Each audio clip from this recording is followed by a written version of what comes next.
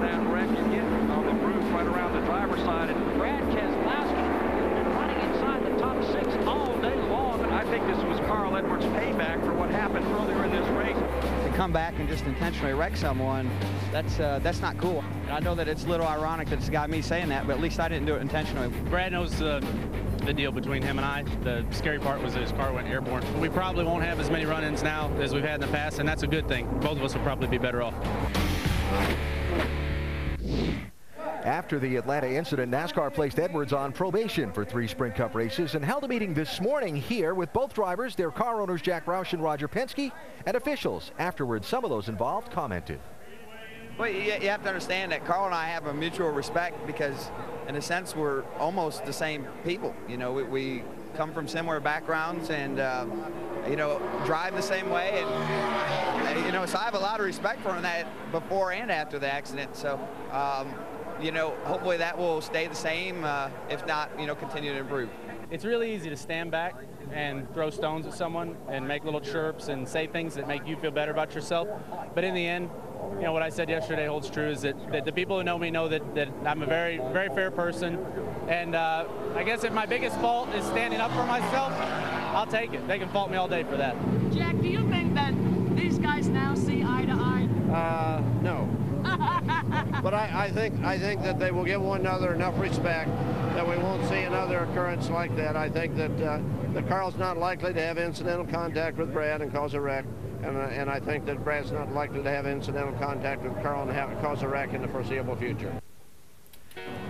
Against that backdrop, Keselowski qualified on the pole for today's race. Backing it up. Lines up 4th. We hear from both now, beginning with Dr. Jerry Punch. Thank you, Alan. Brad, a second consecutive pole here in 2010. Now, you're an aggressive race car driver coming to a track known for full contact stock car racing. Yet in 3 of the last 4 races here, you have had a top 5 finish without a scratch on the car. What's the key to success here? Well, I've torn up some cars here too, but you know, I have been fortunate enough to have good cars to where you don't have to be so aggressive, and that's a large part of being successful here at Bristol. Thankfully today we have an awesome discount tire Dodge, and hopefully we'll be able to do that. How did the events of 2 weeks ago at Atlanta impact how you race others, and more specifically Carl Edwards here today? Well, you know, I felt lucky to have a week or 2 off to really think about it. And, you know, the more perspective I thought, you know, I gained on it, the more I really felt like the actions that happened weren't necessarily a result of aggressive driving or any real repercussions. It was more the result of somebody who was just having a bad day and was looking to vent his frustration. So, you know, I think we've got great cars, we've got great teams, and the support of some great fans out there. I'd be a fool to change anything I've been doing to get to where I'm at right now. Good luck today. Thank you. Don't expect Brad Keselowski to change a thing, folks. His introduction music for today is the old Tom Petty song, Won't Back Down. Dave.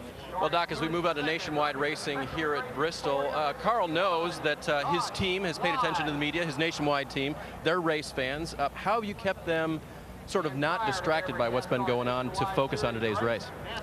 Well, they're racers, and I mean, I think that the biggest thing is that Drew and all my guys are racers, and they know that our Copart Fast and All Fusion is priority number 1, and all the stuff that goes on around it is really not as important as how fast we go out here on this racetrack. So I've got a good group of guys, and pretty excited about the race today. The Scott's Turf Builder 300 has been good to us before, and hopefully we have a good one.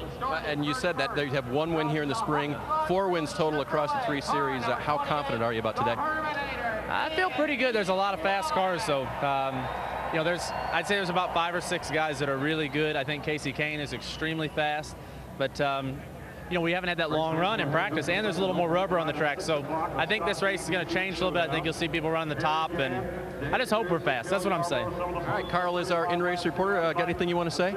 Well, yeah, I will be the in-race reporter. I'll be the one driving the thing, and you actually have that HD camera right in my face. You can go to ESPN.com, search Ask the Driver, Ask the Driver. You can ask me questions, preferably about this week. That would be great, and I'd be glad to answer them in the race car. Alan? Very nice. Thank you, David. Thank you, Carl.